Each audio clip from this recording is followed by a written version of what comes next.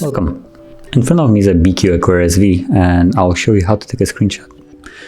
So, take a screenshot, you will find a content that you want to capture, for instance, this amazing screen, and you will hold power button and volume down together.